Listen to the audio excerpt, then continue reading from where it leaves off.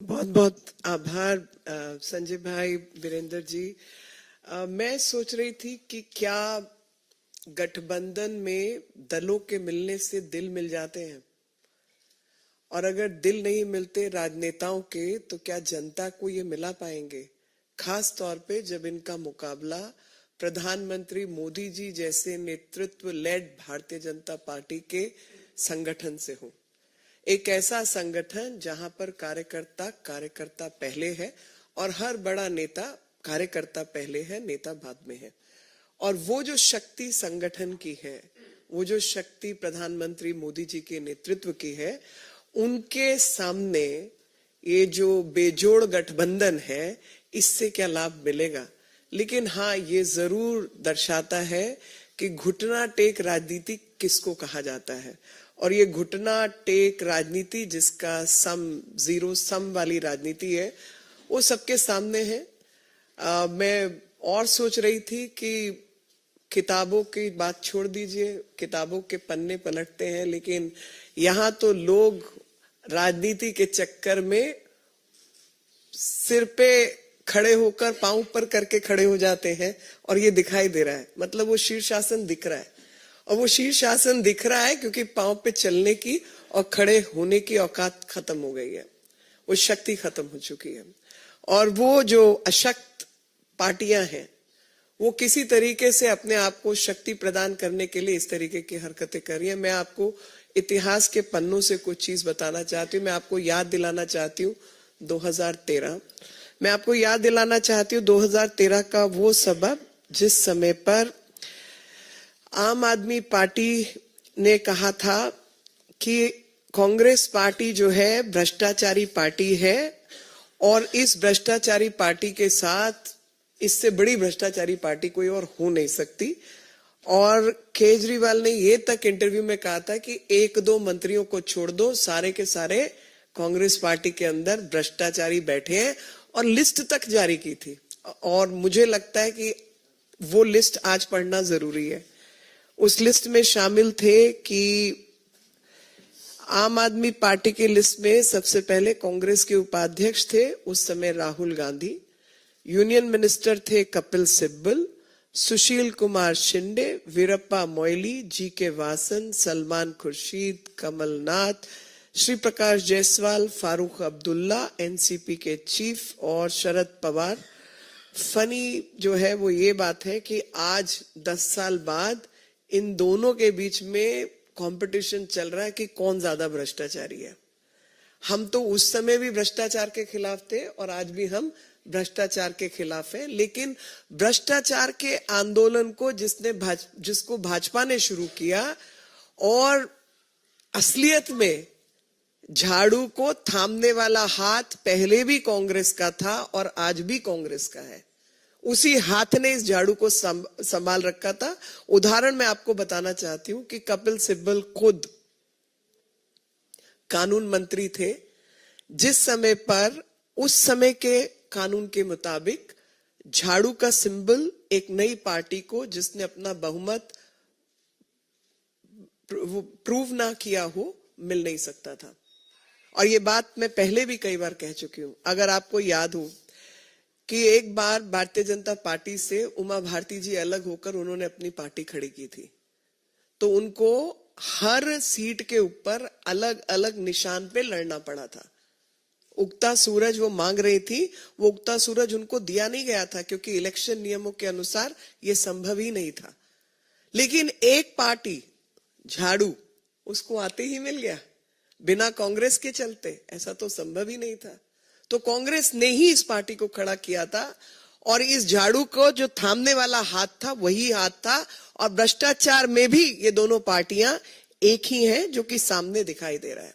और उस समय छीण भीण करना चाहते थे ये शीला दीक्षित की जो राजनीति थी, और इस पार्टी को खड़ा किया गया ताकि किसी तरीके से गिरगिट का उदाहरण कई बार इनके ऊपर चलता है। तो 2013 के बाद मैं आपको लाना चाहती हूँ 2019 के इतिहास पे। 2019 के इतिहास में इन्होंने बच्चों की कसम खाई थी, और उस बच्चों की कसम में कहा था कि मैं कभी कांग्रेस पार्टी से गठबंधन नहीं करूंगा। तो जो बात मैंने पहले कही थी, किताबों की बात छोड़ो, लोग पन्नों की तरह पलट जाते हैं और अपनी बातों से पलटने वाले जनता के मन और दिमाग से उतर जाते हैं। तो आज ये लोग जनता के मन और दिमाग से उतरे हुए लोग हैं, किसी तरीके से अपना राजनीतिक क्षेत्रफल ढूंढ रहे हैं, लेकिन उस क्षेत्रफल में जनता जो है वो ऐसे लोगों को कभी माफ नहीं करती। और इसके कई उदाहरण हैं हमारे सामने। इसका सबसे पहला उदाहरण है, कांग्रेस पार्टी ने पश्चिमी बंगाल के अंदर सीपीआई के साथ गठबंधन किया और पश्चिमी बंगाल में ये लोग साथ थे और केरल में एक दूसरे के खिलाफ थे। नतीजा आप सब बहुत अच्छी तरह जानते हैं। जो हारे हुए थके हुए लोग हैं उनके बहुत सारे और नमूने मिलते हैं। सबसे बड़ा नमूना उत्तर प्रदेश में मिलता है, और उत्तर प्रदेश में मिलता है कि बुआ भतीजा साथ हो लिए और बाकी लोग भी साथ हो लिए। दिल्ली के अंदर जो 7 की पार्टी थी वो 3 पे उतर गई, 3 पे संभल गई, और उत्तर प्रदेश में 17 से गुजारा चल रहा है। तो और उत्तर प्रदेश के जो नतीजे हैं उसमें भी पता चला कि इस गठबंधन के बाद भी जो लड़के लड़के इकट्ठे हो गए थे उसका नतीजा क्या हुआ और बुआ भतीजे का नतीजा क्या हुआ। मैं आपको एक आंकड़ा पेश करना चाहती हूँ। 2019 के लोकसभा चुनाव के अंदर दिल्ली में अकेले भाजपा को 56.86% यानी तकरीबन 57% का वोट शेयर मिला था। कांग्रेस को 22.51 और आम आदमी पार्टी को 18.11। तो जैसा मैंने पहले कहा था कि राजनीति जो है वो मैथमेटिक्स नहीं है, वो गणित नहीं है, वो केमिस्ट्री है। और साथ लोगों का तब मिलता है जब आपने लोगों के बीच काम किया हो, और वो जो केमिस्ट्री है भ्रष्टाचारियों की वो अलग केमिस्ट्री होती है और सेवादारों की केमिस्ट्री अलग होती है। तो सेवादारों के आगे भ्रष्टाचारियों की केमिस्ट्री तो चलने नहीं वाली, और भ्रष्टाचारी जो शक्तियां हैं वो भ्रष्टाचारियों के साथ ही रहेंगी, ऐसा भी हम मानते हैं। और जो आपको 2013 से 19 तक का इतिहास है उसके माध्यम से भी मैंने आपको बताया है। और अगर आप दूसरा मत प्रतिशत देखें तो उसमें आपको पता चलेगा कि आम आदमी पार्टी को दिल्ली के चुनाव में इतना मिला था, मतलब यानी कांग्रेस और आम आदमी पार्टी को अगर मिला भी दिया जाए तो 40.62 का हिस्सा उनका आता है। गुजरात की अगर हम बात कर लें तो 2019 के लोकसभा चुनाव में भाजपा को गुजरात में 62.21% वोट मिले थे, 62% से ऊपर। 2019 में भाजपा को हरियाणा में 58.02% वोट मिले थे, और गोवा में भाजपा को 51.19% वोट मिले थे, और चंडीगढ़ में भी भाजपा को 50.64% वोट मिले थे। तो मैथमेटिक्स भी फेल कर रहा है, केमिस्ट्री तो फेल है ही, लेकिन जो केमिस्ट्री है वो भ्रष्टाचारियों की केमिस्ट्री है। जैसा कि मैंने आपको पहले बताया कि 2024 सीटों में भाजपा को 2019 के चुनाव में 50% से अधिक वोट मिले हैं। और इस बार जो काम हुआ है 5 साल में, तो ये मत प्रतिशत बढ़ने ही वाला है। और आपको पता चलेगा देखते देखते कि इस गठबंधन का कोई सिर पैर नहीं है, लेकिन हाँ एक मकसद जरूर है। दोनों पार्टियां जानती है कि चुनाव हार रही हैं, तो अब चुनाव हारने के वक्त वो अपना ठीकरा किसके सिर पर फोड़े, इसलिए ये गठबंधन किया है कि भैया वोट शिफ्ट नहीं हुआ इसलिए हार गए। एक दूसरे के सिर पे ठीकरा फोड़ने के लिए ये गठबंधन की घोषणा। और जैसे कि अध्यक्ष जी ने भी कहा कि हम तो चाहते हैं गठबंधन हो ताकि ये मलाल ना रह जाए कि भाई गठबंधन होता तो कुछ फायदा मिल लेता। तो आज जनता के सामने, जनता के दरबार में हम भी जाएंगे और बताएंगे कि काम करने वाले सेवादारों की जरूरत है या भ्रष्टाचारियों की जरूरत है, जो यहां तक कि सिर्फ किताबों के पन्ने नहीं पलटते, अपना ईमान धर्म भी पलटते हैं और लगातार पलटते हैं। चाहे वो राम मंदिर का जिक्र हो, चाहे बच्चों की सौगंध की बात हो, चाहे शीश महल हो, लगातार अपना ईमान धर्म पलटने का काम इन्होंने किया है। और ऐसा शराब का नशा ऐसा है कि केजरीवाल जी को नहीं छोड़ेगा। और उसी शराब के नशे में कि नशा कई घर उजाड़ देता है। तो जो आम आदमी पार्टी का शीश महल है और शराब का नशा है, उसने आम आदमी पार्टी का घर तो उजाड़ ही दिया है। और जो सिमटना है वो हम सब जानते हैं कि किस तरीके से ये असंवैधानिक ताकतें सिमट जाएंगी। आज मैं एक और विषय पर, जो दूसरा विषय, उस पर थोड़ा सा कहना चाहती हूँ कि पूरे देश की जो जनता है, आप भली भांति जानते हैं कि संदेश खाली के अंदर जो कुछ चल रहा है उससे वहां की जनता और खास तौर पे महिलाएं जो हैं वो बहुत अधिक मातृशक्ति गुस्से में है और आक्रोश है। और उस आक्रोश का कारण यही है कि एक महिला मुख्यमंत्री के रहते लगातार महिला उत्पीड़न, विमेन ट्रैफिकिंग, खास तौर पे महिला और बच्चों का जिस तरीके से शोषण वहां पर हो रहा है, ऐसे में जो लगातार इस तरीके की अव्यवस्था बना रखी है, उसी के चलते भाजपा की महिला मोर्चा अध्यक्ष वानती श्रीनिवासन जी ने आज एक कॉलेज स्क्वायर से कैंडल मार्च का भी जो है वो निकाली है। और पीछे मकसद एक ही है कि पुलिस का कर्तव्य है कि जो उत्पीड़ित है उसके साथ खड़ी हो और जो उत्पीड़न करने वाला है उसके खिलाफ खड़ी हो। लेकिन जो डीजीपी हैं पश्चिम बंगाल के, वो संदेश खाली में जाके बैठे हैं और वहां पर उत्पीड़न उन्हीं लोगों पर हो रहा है जो कि उत्पीड़न के खिलाफ संघर्ष कर रहे हैं। कुछ बच्चे जिनके 10th के बोर्ड के एग्जाम्स हैं उनको उठा लिया गया है। कुछ माताएं बहनें जो वहां बैठी हैं, लगातार उनके ऊपर केस पे केस बनाए जा रहे हैं। लेकिन शाहजहां, जो कि ममता बनर्जी जी के शासन काल का शाहजहां है, वो बादशाह शाहजहां तो वहीं कहीं कहां घूम रहा है किसी को पता नहीं है और उसके खिलाफ कोई कार्रवाई नहीं हुई है। जैसे पश्चिम बंगाल ना होकर पता नहीं कौन सी उसकी बपौती है कि वो अपने तरीके से वहां पर शासन को लताड़ सकता है और चल सकता है। 700 से अधिक महिलाओं के खिलाफ कंप्लेंट दर्ज हुई है और एक भी ऐसा दिन नहीं जाता जहां पर महिलाओं के खिलाफ, बच्चों के खिलाफ उत्पीड़न नहीं होता। पिछले 24 घंटे के अंदर एक नाबालिग जनजातीय बच्ची के साथ और एक 27 वर्षीय महिला के साथ बलात्कार हुआ है और ये बच्ची 9वीं कक्षा की छात्रा थी और हत्या की घटना भी हुई है। आप मुझे बताइए कि किसी भी राज्य में जहां पर ममता नाम की मुख्यमंत्री हूं और उनकी ममता शाहजहां और बादशाह जैसे लोगों के प्रति हो, लेकिन जो उत्पीड़ित बालक बालिकाएं और माताएं बहनें हैं उनके प्रति उनकी ममता ना उमड़े, तो ऐसे शासन का क्या ही कहें और क्या होना चाहिए।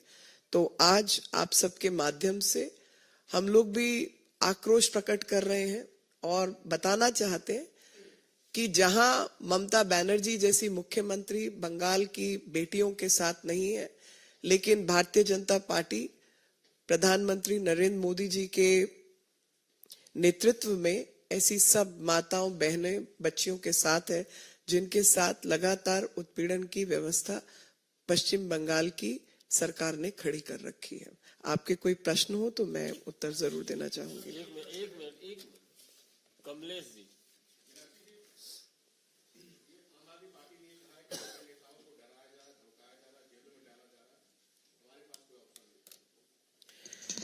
देखिए, ऑप्शन तो आप मुझे बताइए कि राम मंदिर के नाम पर जब इन्होंने ये कहा था कि मेरी नानी तो कतई बर्दाश्त नहीं करती कि वो मस्जिद के ऊपर राम मंदिर बनाओ, और ये व्यक्ति उसी मंदिर में चले जाते हैं, बच्चों की सौगंध खा लेते हैं, एफिडेविट फाइल करते हैं कि हम गाड़ी नहीं लेंगे, बंगला नहीं लेंगे, और 53 करोड़ की जनता की गाड़ी कमाई का शीश महल खड़ा कर लेते हैं।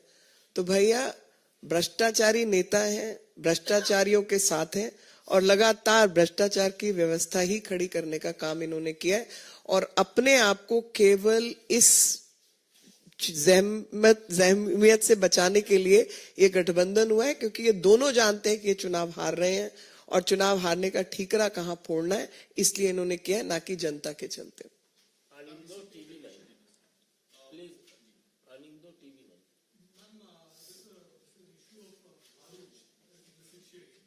I'm so sorry, I can't hear. In the seat sharing in Bharuch, Ahmed Patel's daughter has said that she feels backstabbed. थोड़ी देर बाद ले लेंगे इस क्वेश्चन को। मीनाक्षी जी, मेरा प्रश्न ये है कि आम आदमी पार्टी और जो कांग्रेस में गठबंधन हुआ है वो देश को बचाने के लिए हुआ है, राष्ट्र हित के लिए हुआ है, लेकिन उसमें पंजाब राज्य को जो है वो अलग कर दिया है, वहां पर गठबंधन सीट शेयरिंग नहीं हुई। आपको क्या लगता है कि राष्ट्रहित की बात करते हुए पंजाब कहां से अलग हो जाता है?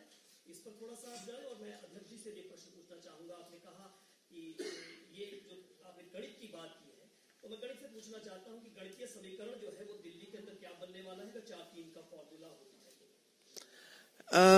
देखिए, पंजाब में या दिल्ली में ये जो मर्जी गणित लगा लें, गणित मैंने आपके आगे पढ़ दिया है कि पहली बात तो जहां जहां सीट शेयरिंग इन्होंने घोषणा की है वहां पर इनका गणित भी फेल है, नंबर 1।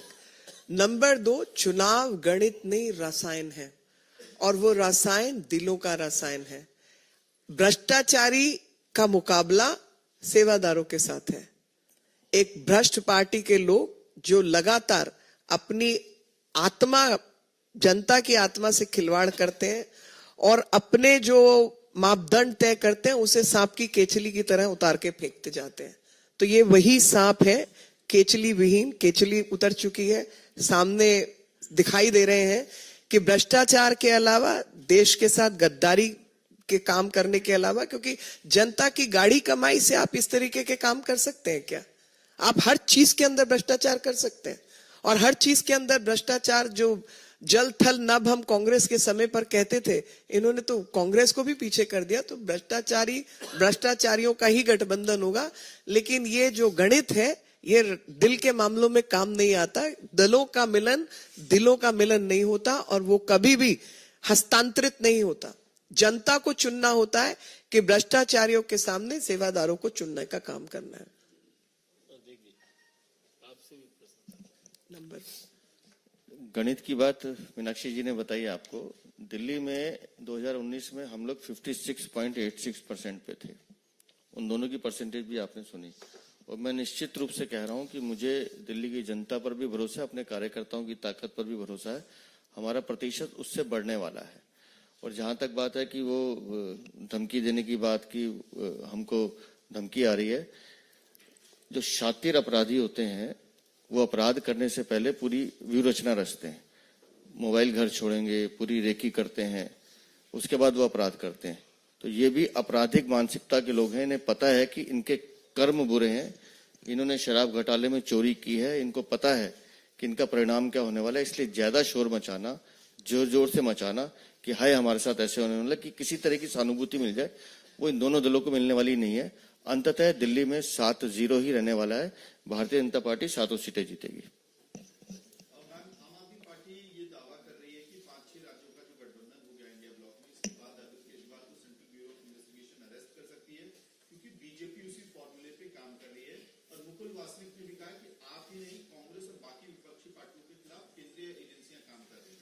देखिए, जो भ्रष्टाचारी हैं ये भ्रष्टाचार का बखान पहले से कर रहे हैं।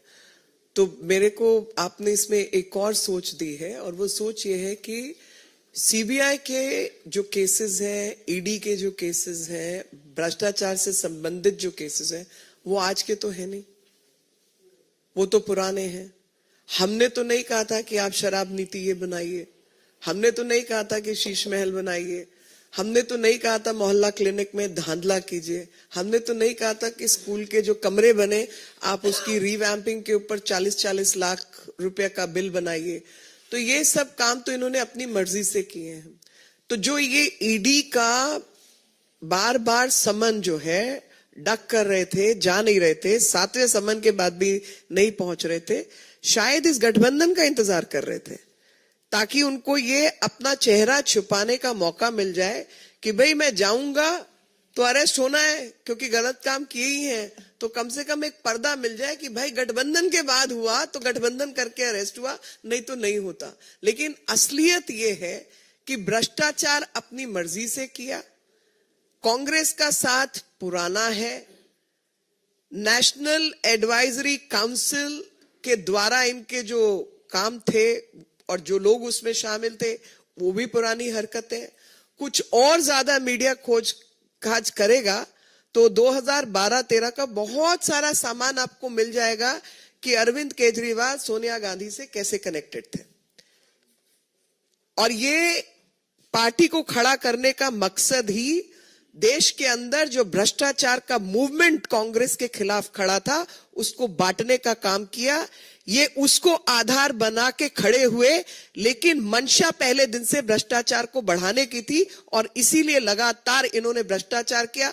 और इस 10 साल तक जो समीकरण चला वो आप जानते हैं, हम जानते हैं, सब जानते हैं, लेकिन आज वो समीकरण जनता के सामने आ गया है कि झाड़ू को हमेशा से हाथ ने ही थामा हुआ था, और अगर नहीं थामा होता तो झाड़ू का निशान कभी इस पार्टी को मिल नहीं सकता था।